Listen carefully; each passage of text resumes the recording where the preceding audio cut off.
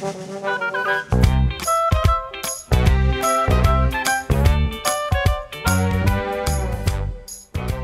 hello! Glad to see that you are concerned with preventing foodborne illness. This video will teach you what to do and not to do during a health inspection. Let's face it, health inspections are a mandatory and routine part of operating a restaurant. Health inspectors often show up unannounced and sometimes at the worst possible time. Remember, the health inspector is not there to shut your restaurant down. He or she is there to protect the public and prevent people from becoming ill. Neither the health department nor the restaurant ever wants a customer to become sick. Therefore, the goal of health inspections is not to catch something or get somebody into trouble, but to enforce local food codes and educate staff on proper food handling practices. In the food service industry, effective food safety and sanitation programs are an essential element of every successful operation. Spending a little quality time and effort to improve communication with your health inspector can be very beneficial to your business and can help eliminate costly misunderstandings. The process does not begin when an inspector arrives at the restaurant armed with a list of things to scrutinize. The process begins before the inspection with preventative measures such as safe, clean practices in the operation day in and day out. It also involves developing avenues of clear communication and a mutually respectful relationship with the people who work for the health department. Recognize and correct food safety violations. Keep potentially hazardous foods safe. Develop a maintenance and cleaning schedule. Maintain proper personal hygiene practices. With that being said, it's important that you are aware of the do's and don'ts of dealing with a health inspector.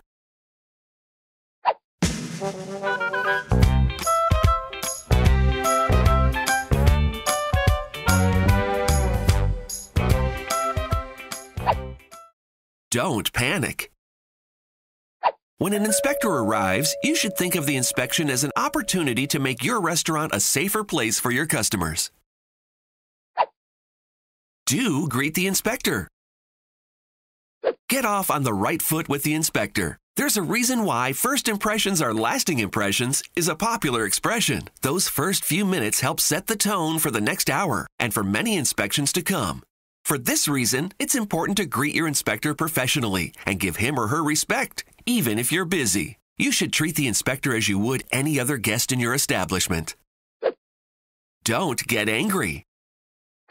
Don't get angry if an inspector shows up during a mealtime. Generally, inspectors are there to see you prepare food, so sometimes you should expect an inspection at mealtimes.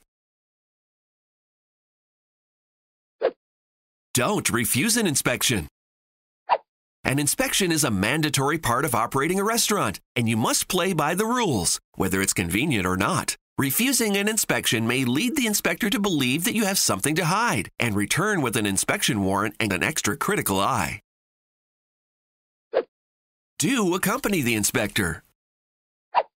Because inspectors usually show up unannounced, it is perfectly understandable if you're busy. But if you're the one in charge at the time, accompanying the inspector during the inspection shows that you're interested in the process and in correcting any problems immediately. Do be involved. Take notes and ask questions. Write down any observations that your health inspector makes. This allows you to have your own record of the recommendations for later reference. It also shows your inspector that you're serious about implementing the necessary changes over the long term, and not just while the inspector is there. Don't offer any favors or food. You may think this is nice, but it could be seen as a bribe. Hey, you never know. Don't be argumentative or defensive. If there's a problem, try to work it out with the inspector in a professional manner, and don't take the inspector's observations or finding of violations personally. Do fix critical violations on the spot.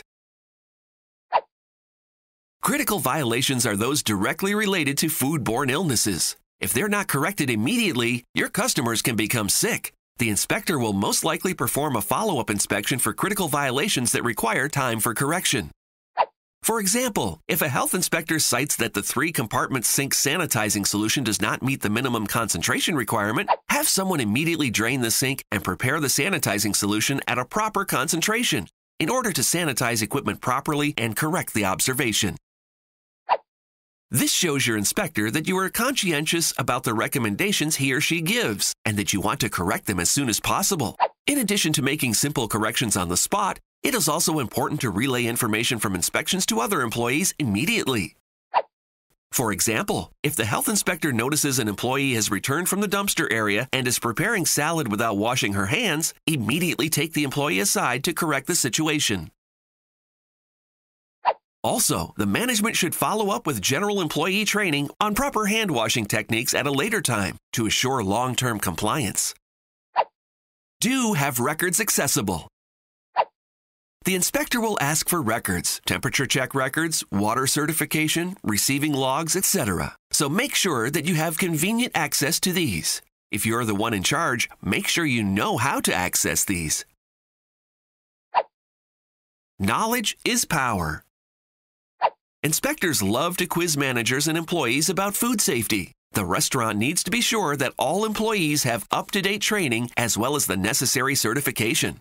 Take time to learn about food safety and sanitation before the inspector comes in.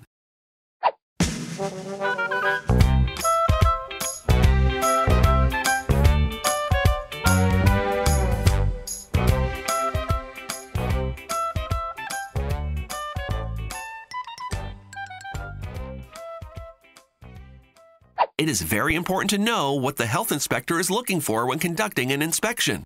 You must understand key food safety issues in order to ensure safe food preparation and handling, to in turn prepare for a health inspection.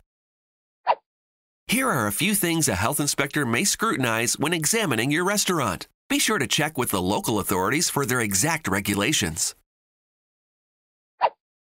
Critical items. Critical items are those that are directly related to foodborne illness. Here are some examples of critical items. Food source condition. As a restaurant employee, you may not always have control of where your food is coming from, but here are some critical violations you should be aware of. It is a critical violation to receive food or ingredients from unapproved sources, or eggs that are found dirty or cracked. Water and ice must be clean and drinkable. It is a critical violation if potentially hazardous foods are not inspected properly. Food not protected from contamination by handlers. It is a critical violation for food handlers to not wash their hands thoroughly after contaminating them. Harmful bacteria or pathogens are found on almost everything we touch. People can carry them in or on their bodies, pick them up when handling raw food or by touching objects that have been previously contaminated. Once hands are contaminated, it's very easy for these harmful organisms to spread to food and cause illness. Effective hand washing prevents the spread of harmful bacteria. It is also a critical violation if employee hand washing facilities are inadequate for establishments handling exposed foods, or if food handlers have infected cuts or burns on their hands that are not properly bandaged and covered.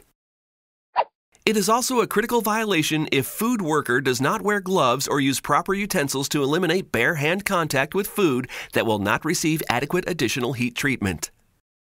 Prepare foods separately. Failure to separate ready-to-eat foods from raw, potentially hazardous foods during preparation is a critical violation. Here are some ways to prevent this. Prepare foods on clean, separate surfaces to prevent cross-contamination. Sanitize all food contact equipment or work surfaces. Utilize clean cutting boards as safe surfaces for preparing foods.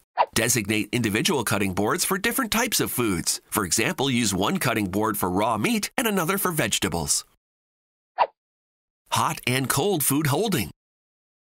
Improper food chilling and cold holding is a major contributor to foodborne illness. When bringing food temperatures down, it is important to know that harmful bacteria grow most readily between 41 degrees Fahrenheit and 140 degrees Fahrenheit. This is known throughout the industry as the danger zone. The less time food spends in this temperature range, the better. Once a food is chilled, cold holding ensures that it remains in a cold environment for an extended period of time. This is a necessary part of food storage that simultaneously ensures food safety. Here are some tips to maintain safe holding practices. Potentially hazardous hot foods must be maintained at an internal temperature of 140 degrees Fahrenheit or above during hot holding. Commercial freezers must be maintained at or below 0 degrees Fahrenheit. Inadequately cooked food. Potentially hazardous foods requiring cooking must be adequately heated to thoroughly cook the food. Minimum cooking temperatures vary according to the type of food. For example, ground beef to 158 degrees Fahrenheit, pork to 155 degrees Fahrenheit, poultry to 165 degrees Fahrenheit, and foods containing raw eggs to 145 degrees Fahrenheit if serving immediately. Cooking and reheating temperatures. Potentially hazardous foods that have been cooked and then refrigerated must be rapidly reheated to 165 degrees Fahrenheit within 2 hours and held for 15 seconds before serving. Store foods separately. Store and refrigerate raw foods separately from ready-to-eat foods. Keep raw meats in well-sealed containers. Store raw foods on shelves below ready-to-eat foods to minimize contamination from accidental drips or other contact. Food contaminated by rodents or insects. All food must be free from rodent or insect contamination, unapproved chemicals, and mold, except cultured products.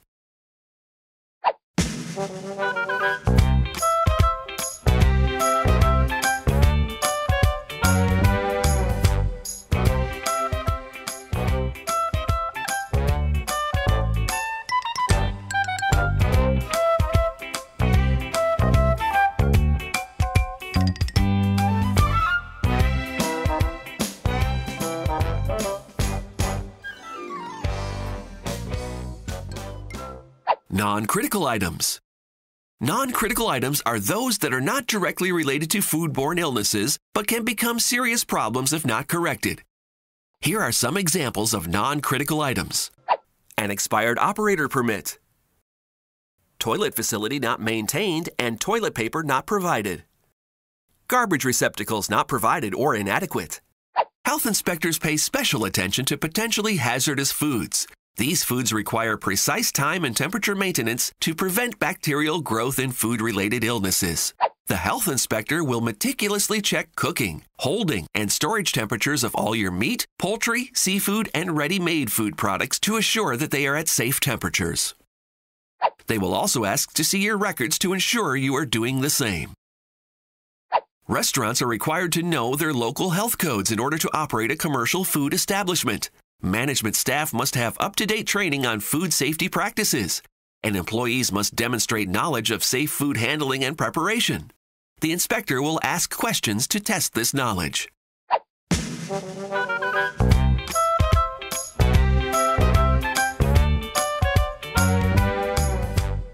Keeping it clean training, even if it's for a refresher course, needs to be part of your routine to help you learn and practice safe food handling. After your health inspector has completed his written report, take the time to sit down with him or her to go over what was observed during the visit.